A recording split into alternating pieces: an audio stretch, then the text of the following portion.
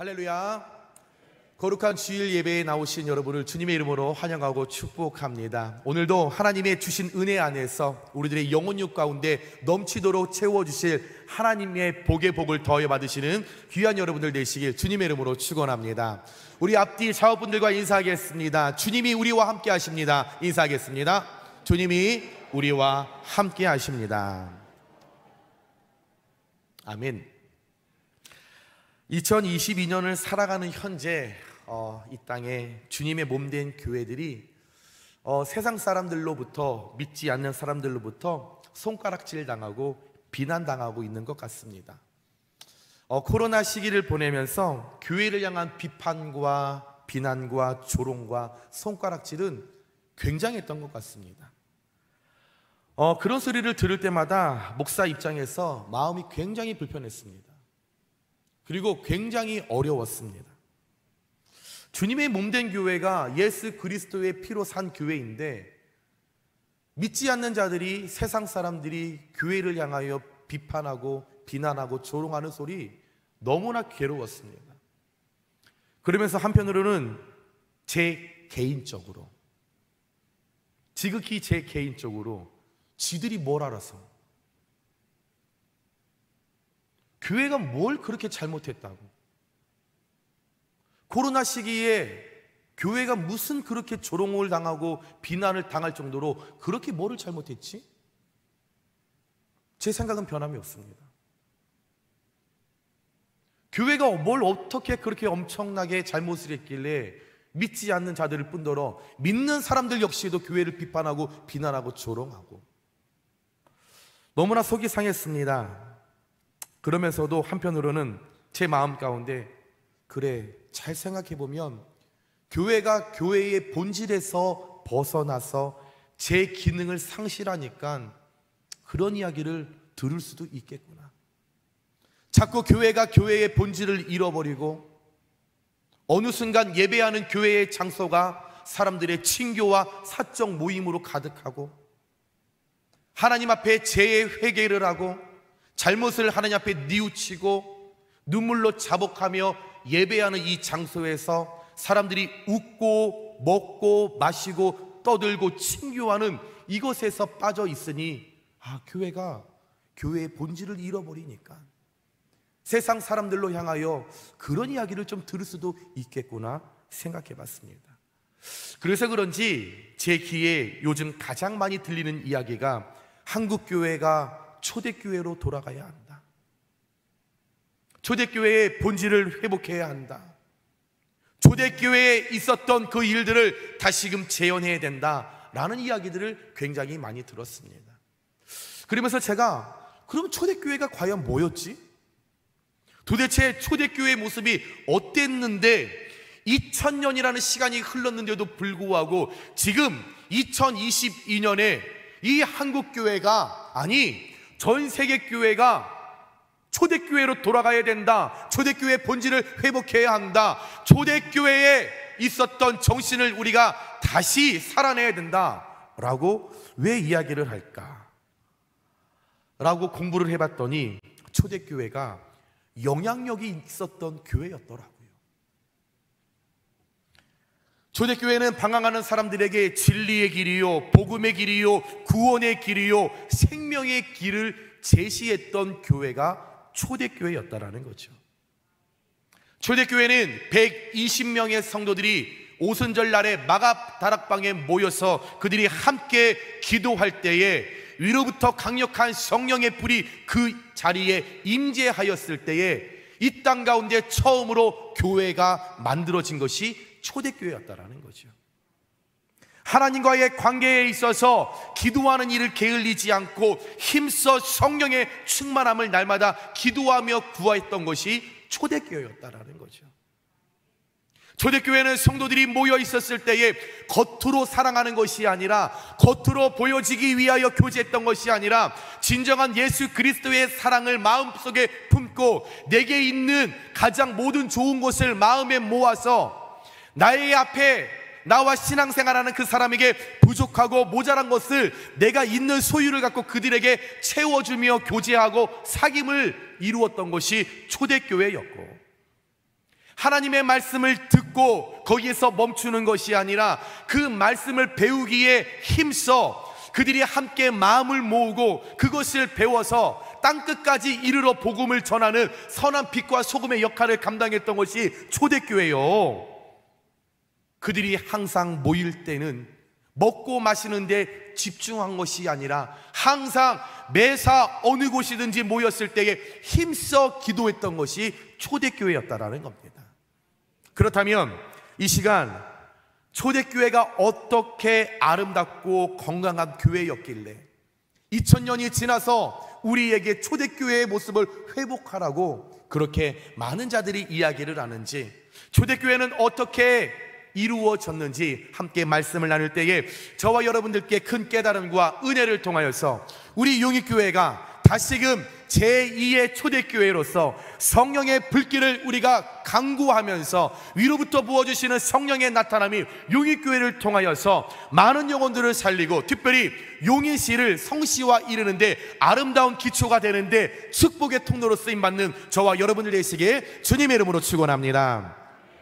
첫 번째, 초대교회는 가르침을 받는 교회였습니다. 오늘 말씀 42절의 시작이 그들이 사도의 가르침을 받아 라고 시작을 합니다. 초대교회 성도들은 사도들의 가르침을 받았다라는 겁니다. 가르침을 받았다, 배운다라는 거죠. 누군가 나에게 무엇을 전달할 때, 가르칠 때에 그것을 노멘이 아니라 아멘으로 그것을 받아들이고 배우는 것을 즐거워했다라는 것입니다. 초대교회 성도들은 당시에 베드로의 설교를 통해 예수님을 듣고 예수님을 알고 예수님을 영접했기 때문에 사실 그 초대교회 성도님들은 말씀에 갈급함이 있었죠. 정확한 복음이 무엇인지 몰랐다라는 겁니다. 사도들은, 제자들은 예수님과 함께 직접적으로 살을 맞대서 예수님의 진리를 들었기 때문에 그 예수님의 복음에 대해서 너무나 잘 알았지만, 초대교회 성도들은 내가 예수님을 구체적으로 만지고 보고 듣지 못했기 때문에 예수님을 알고 영접은 했지만 복음이 무엇인지를 정확하게 알지는 못했습니다.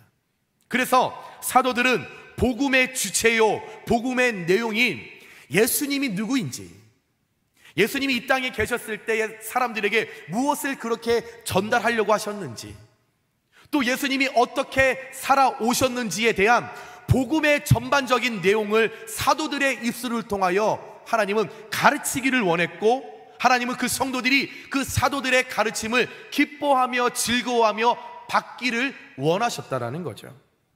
마태복음 28장 18절에서 20절에 말씀하기를 예수께서 나와 말씀하여 이르시되 하늘과 땅의 모든 권세를 내게 주셨으니 능력을 주셨다라는 겁니다. 그러므로 너희는 가서 모든 민족을 제자로 삼아 아버지와 아들과 성령의 이름으로 삼위일체 하나님, 그 하나님의 능력을 갖고 세례를 베풀고 내가 너희에게 분부한 모든 것을 가르쳐, 이 땅 가운데 사도들을 통하여 예수님께서 가르치라고 말씀하십니다. 예수님의 복음을 가르치라고 말씀하십니다. 본질을 이야기하라고 합니다. 천국 백성들에게 천국에 대한 이야기를 전하라. 그래서 믿음의 사람들이, 그리스도인들이 그 말씀을 듣고 즐겨하면서 이 땅 가운데 말씀을 지키며 살아갈 수 있도록 도와줘라. 그리하면 말씀을 듣고 즐거워하는 자들을 내가 끝날까지 너희와 항상 함께 있으리라 하시니라. 가르침을 즐겨하고 그것을 받는 걸 행복해하는 사람들, 그 사람들과 하나님께서 끝날까지 함께 하신다고 말씀하셨습니다. 사도들이 가르치고 성도들이 그 가르침을 배우라고 말씀하고 있는 것입니다. 다시 말씀을 드리면 초대교회는 사도들이 하나님의 말씀을 열심히 가르쳤고 열심히 공부하고 열심히 기도하고 성령 충만, 영적인 권위를 내가 구해서 그것을 갖고 하나님이 만들어주신 초대교회 교인들에게 하나님의 말씀을 온전히 잘 전달했고, 성도들은 그 말씀을 들을 때에, 배울 때에 게을리하지 않고 즐거워하며 하나라도 더 배우기 위해, 더 습득하기 위해 초대교회 성도들이 노력했다라는 것입니다. 신앙생활을 할 때 성도들에게 있어서 가장 중요한 것은 초대교회 교인들처럼 하나님의 말씀을 배우는 것이 가장 중요합니다. 우리가 하나님의 말씀을 배우지 않으면 우리의 신앙은 바르게 성장할 수 없습니다. 신앙생활이라고 하는 것은 나의 옛사람의 삶을 과감하게 버리고 하나님의 말씀으로 내가 새롭게 변화되어서 새 사람으로 살아가겠다 결단하고 나가는 것이 신앙생활이라는 거죠. 예전에 내 모습은 중요하지 않고 내가 생각했고 나의 지식과 나의 판단, 내가 살아왔던 노하우를 가지고 현재의 일을 바라봤을 때 내 뜻이 맞지만 하나님의 말씀을 들었을 때에 그 말씀에 내 가운과 내가 가지고 있는 모든 생각이 부딪힘이 있다라고 한다면 내 생각과 내 지식은 내려놓고 하나님의 말씀으로 따라가는 것이 신앙생활이라는 거죠. 여전히 내 뜻대로 살아가는 것이 아니라 내가 맞다라고 할지라도 내 판단과 내 지식이 맞다라고 할지라도 하나님이 아니라고 말씀하신다며 그 말씀에 아멘, 주님 내 뜻과 다르다라고 할지라도 주님께서 그렇게 말씀하신다면 내가 그 말에 순종하고 순복하면서 내가 그 길로 나아가겠나이다 고백하는 것, 그 길로 나아가는 것이 신앙생활이라는 것입니다. 하나님의 말씀을 배우지 않으면 하나님의 뜻이 아닌 내 뜻대로 여전히 살 수밖에 없기 때문에 교회는 하나님의 말씀을 때를 얻든지 못 듣든지 여러분 항상 말씀을 가르쳐야 하는 것이고 교회에 속한 모든 성도는 하나님의 말씀을 잘 배워야 하는 줄 믿으시기 바랍니다. 하나님께서 교회에 목회자를 세우시는 이유는 여러분들이 신앙생활을 잘할 수 있도록 올바르게 할 수 있도록 지도하기 위하여 기름 부어 세우셨습니다. 여러분 배우들이나 운동선수들이 왜 감독과 코치들에게 지도를 받을까요? 지도를 받지 않으면 어느 정도까지 내가 가진 능력과 힘으로 올라갈 수 있습니다. 그러나 최고의 수준에는 도달할 수 없습니다. 나의 한계까지는 올라갈 수 있지만 어떤 지도를 받지 않고 코치를 받지 않으면 내 수준보다 더 이상의 것이 내게 있는데 내가 그것을 바라보지 못하고 나의 단점과 나의 약함을 내가 스스로 보지 못하기 때문에 제3자의 감독과 코치가 나를 바라보면서 내 수준보다 그 이상에 있는 것을 끌어줄 수 있기 때문에 그들의 감독과 그들의 코치와 지시를 받는다면 내게 있는 역량보다 내게 더 큰 능력보다 더 많은 것들을 폭발적으로 내가 나타날 수 있기 때문에 배우나 운동선수들이 늘 감독과 코치들의 지시에 따르는 것처럼 신앙생활도 마찬가지라는 것입니다. 분명 여러분 개개인적으로 스스로 말씀 볼 수 있습니다. 스스로 기도하실 수 있죠. 기도로 찬양할 수 있습니다. 스스로 교회에 나와서 예배할 수 있습니다. 그러나 하나님께서 세우신 목회자들을 통하지 않아 훈련을 받지 않으면 균형 잡힌 신앙생활을 할 수 없다라는 것입니다. 가르침을 받지 않고 그냥 혼자 스스로 신앙생활하면 당장은 편하겠죠. 혼자 구애받지 않고 교회에서 헌신하지 않고 사역하지 않고 주일만 왔다 갔다 하는 썬데이 크리스찬으로 살아가면 편하겠죠. 목회를 하면 많은 분들이 그런 얘기를 합니다. 목사님, 저는요 모태신앙이에요. 저는 목사님이 이렇게 관심을 갖지 않으셔도 혼자 말씀 잘 보고 기도생활 열심히 하고 교회 잘 나갈 테니까 목사님 저한테 쓰실 그 에너지 새신자들한테 써주세요.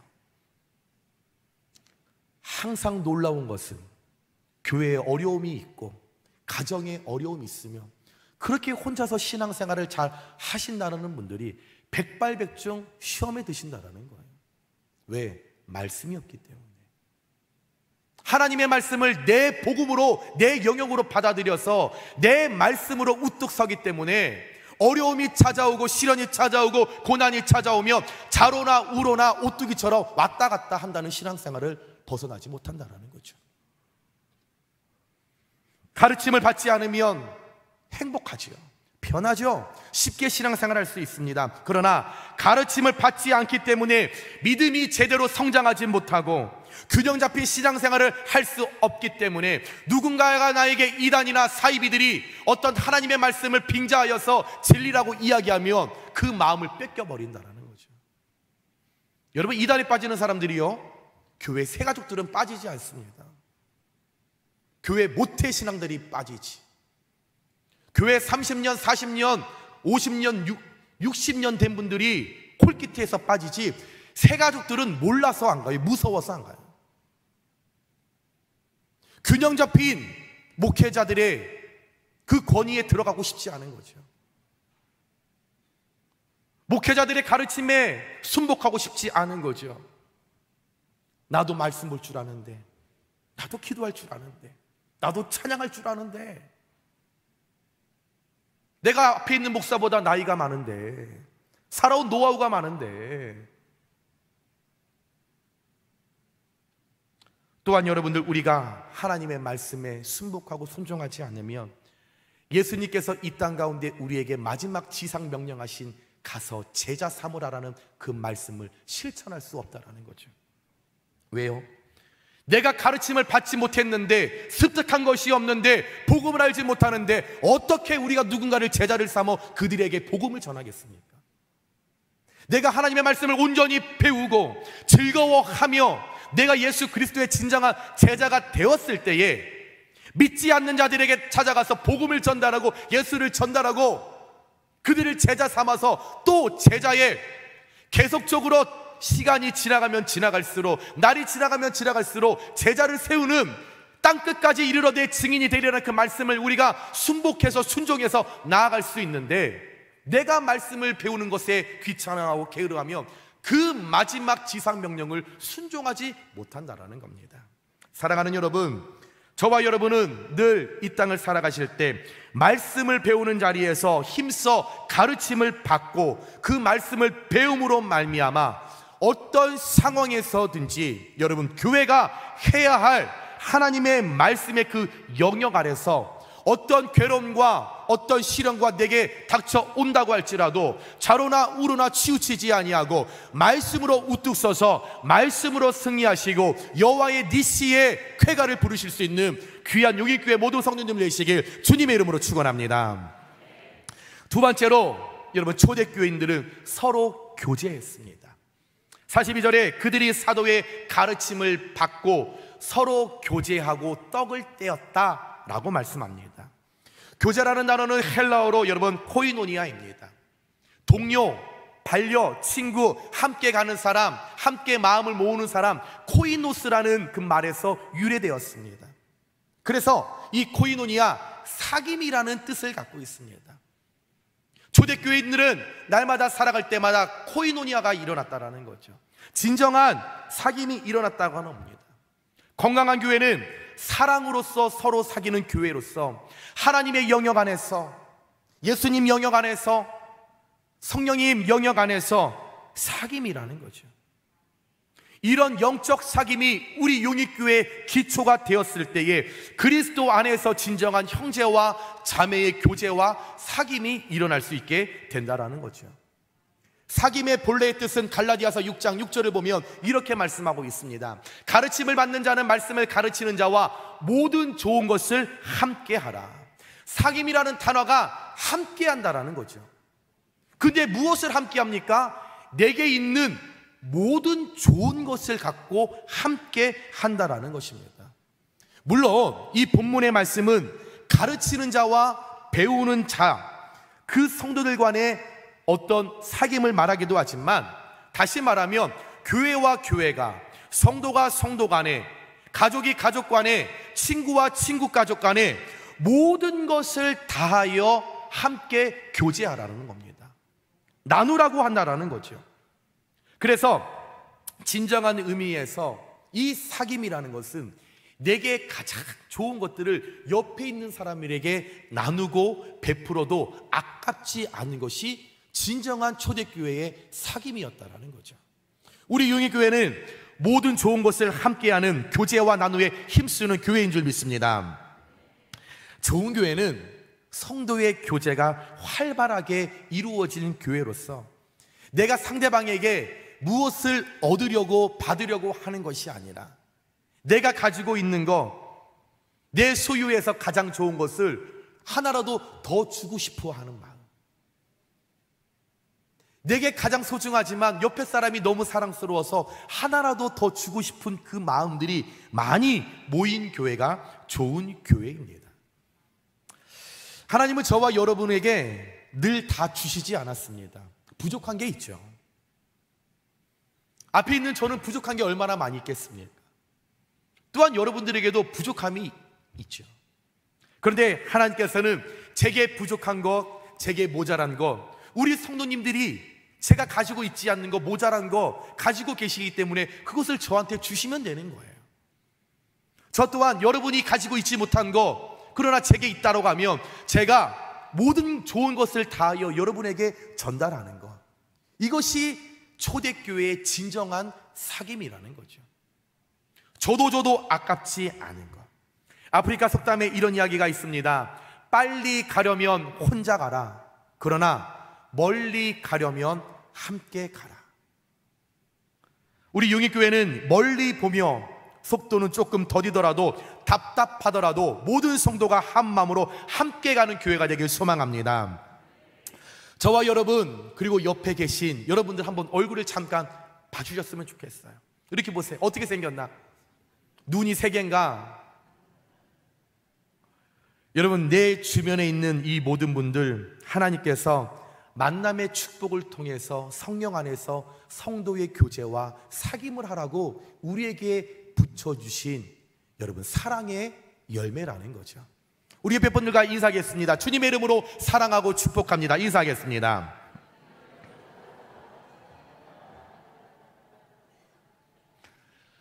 여러분, 옆에 계신 분들, 여러분, 우리가 경쟁할, 시기하고 질투하고 따돌릴 대상이 아니라는 거죠.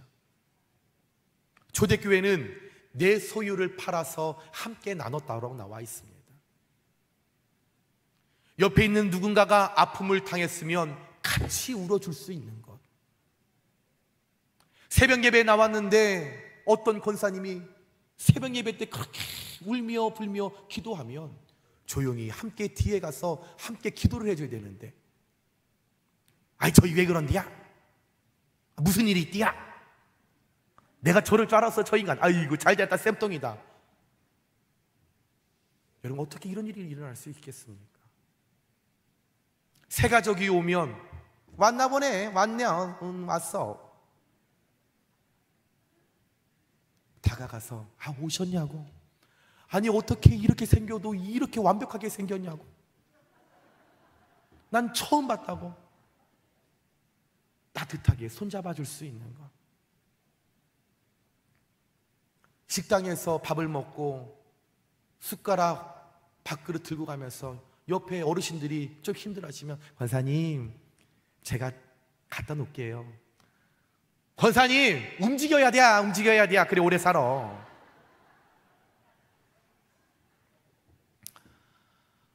너무나 삭막한 시대를 우리가 살아가고 있지 않는가. 교회 안에도 진정한 사귐과 교제가 우리에게 너무나 무감각처럼 다가오지 않는가. 옆에 있는 사람, 여러분, 내 곁에 언제 있을지 모른다라는 거죠. 보고 싶어도 보지 못할 때가 있다라는 겁니다. 옆에 하나님께서 붙여주신 이 그리스도의 형제와 자매들은 우리가 따돌리고 시기하고 경쟁할 대상이 아니라 서로 교제하라고, 서로 떡을 떼라고, 예수 그리스도의 성육신을 함께 먹고 마시라고 하나님께서 붙여주신 그 믿음의 가족들과 함께 성령 안에서 서로를 날마다 채워주고 나누고 베푸는 그 삶을 통해서 진정한 코이노니아, 용인교회 가운데 진정한 참된 교제와 참된 사귐의 역사가 날마다 여러분들 더욱더 확장과 확대의 축복의 역사로 받는 귀한 교회가 되길 주님의 이름으로 축원합니다. 그래서 여러분들 코이노니아, 정말로 코이노니아, 누군가에게 관심이 없었다면 오늘 예배 후부터는 내가 코이노니아, 정말로 진정한 사귐, 진정한 교제, 진정한 관심, 진정한 사랑, 진정한 손 내밈을 통하여서 여러분, 우리 용익교회가 정말로 사랑으로 끈끈해지고 얼굴만 봐도 행복하고 손만 잡아도 눈물이 나고 늘 누군가를 바라볼 때 뒷모습만 봐도 기도해 줄 수 있는 사랑의 사귐과 교제가 넘쳐나는 귀한 여러분들의 믿음과 신앙과 코이노의 역사가 일어나길 다시 한번 주님의 이름으로 축원합니다. 마지막으로 세 번째, 초대교회는 기도에 힘썼습니다. 42절에 보니까 그들이 사도의 가르침을 받아 서로 교제하고 떡을 떼며 오로지 기도하기를 힘쓰느니라. 초대교회 성도들은 모이면 기도하는 일에 힘썼다고 나와 있습니다. 초대교회가 모이면 오로지 왜 기도하는 일에 힘을 썼을까? 여러 가지의 이유가 있겠지만 가장 중요한 것은 그들이 함께 전심으로 기도할 때에 사도행전 1장 14절에 여자들과 예수의 어머니 마리아와 예수의 아우들과 더불어 마음을 같이하여 오로지 기도에 힘쓰더라. 그들이 함께 모였을 때에, 기도했었을 때에 120명의 사람들이 성령을 갈망하며 하나님의 교회를 소망하며 그들이 모여 기도했었을 때에 성령께서 그 자리에게 임하셨고 그들로 말미암아 이 땅 가운데, 전 세계 가운데 처음으로 초대교회가 시작되었습니다. 초대교회는 기도로 시작된 교회입니다. 요한복음 14장 14절에 내 이름으로 무엇이든지 내게 구하면 내가 행하리라. 초대교회 교인들은 이 말씀을 붙잡았다라는 것입니다. 이 말씀을 레마로 들었다라는 거죠. 이 말씀을 하나님의 언약으로 받아들였다라는 것입니다. 그래서 예수님이 약속하신 이 말씀을 붙들고 초대교회 그 교인들이 120명의 사람들이 함께 그 자리에 모여서 함께 다락방에서 기도하며 나아갔을 때에 주의 이름으로 성령을 받기 위하여 기도하는 일에 힘썼을 때에 그대로 되는 역사가 일어난 줄 믿으시기 바랍니다. 기도의 중요성은 아무리 말해도, 자꾸 말해도, 어제도 말해도, 오늘 말하고 내일 말해도 지나치지 않습니다. 기도는 하나님을 인정하는 것이고 하나님을 기대하는 것이고 하나님을 신뢰하는 것입니다. 우리가 하는 모든 일에 하나님의 방법을 따르고 그분의 일하심을 구하는 것이 기도라는 거죠. 내 힘으로 되지 않을 때, 내 생각으로 되지 않을 때, 내 판단으로 되지 않을 때 주의 이름을 부르는 것이 기도라는 거죠.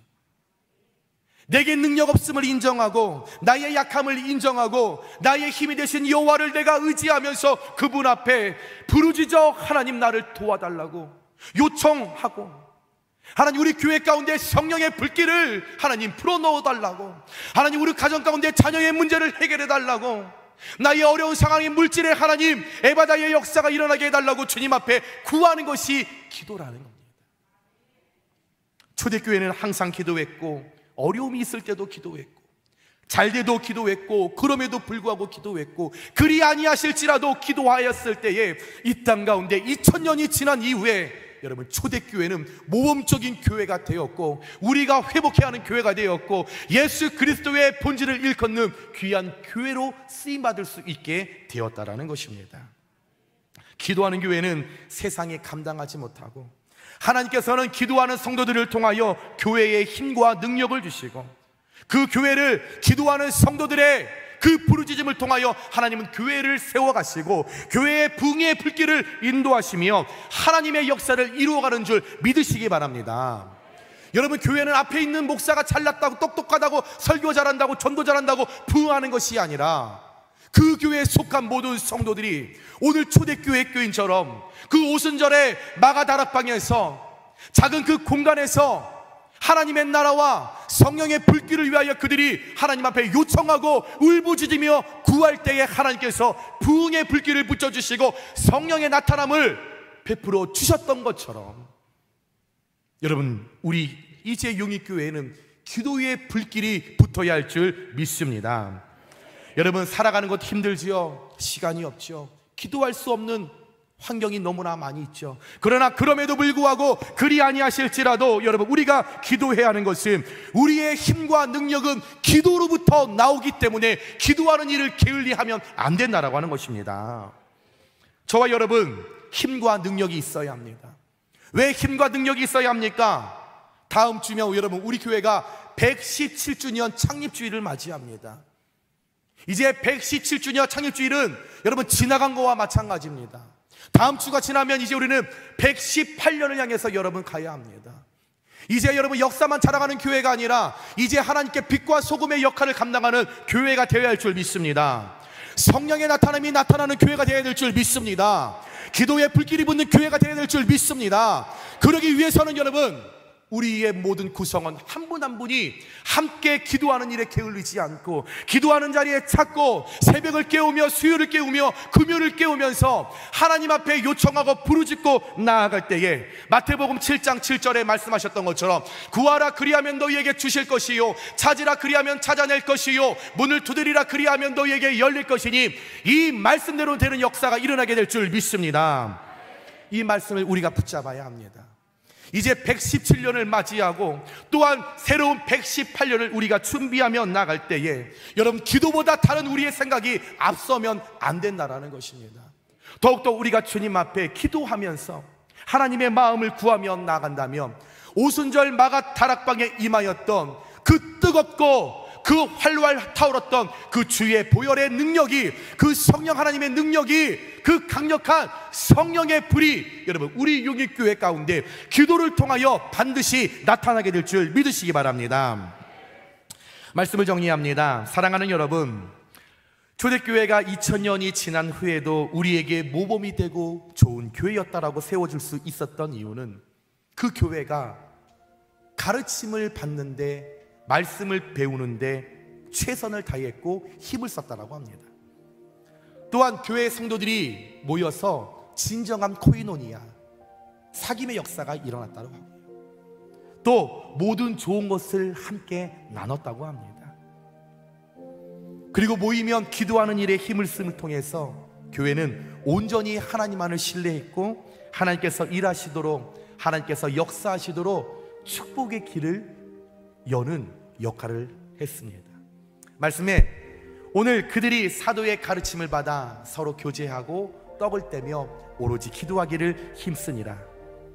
이것이 우리 용인교회 모든 지체 또 한 마음을 갖고 모든 일에 힘써 이 일을 최우선순위로 두시는 여러분들 되시길 주님의 이름으로 부탁드립니다. 이제 다음 주 교회 창립 117주년을 맞이하면서 우리 용인교회가 또 우리가 해야 할 우선순위가 오늘 말씀이어야 합니다. 하나님의 말씀을 배우는데 즐거워하고 또 성도 간에 떡을 떼며 모든 좋은 것으로 함께 사귀고 교제하고 모든 일에 하나님을 신뢰하고 기도로 주님 앞에 나아가면 반드시 우리 하나님께서 118년을 준비하는 우리 용인교회 가운데 마가 다락방에 뜨겁게 허락하셨던 그 불길을 우리에게 부어주셔서 세상과 믿지 않는 자들이 교회를 판단하고 정지하고 손가락질하겠지만 우리 교회는 먼저 깨어서 주님의 이 일을 잘 감당할 때 여러분 용인교회를 통하여서 이 지역에 많은 영혼들이 주님 앞에 돌아오는 역사가 여러분들을 통하여서 나타나길 주님의 이름으로 축원합니다.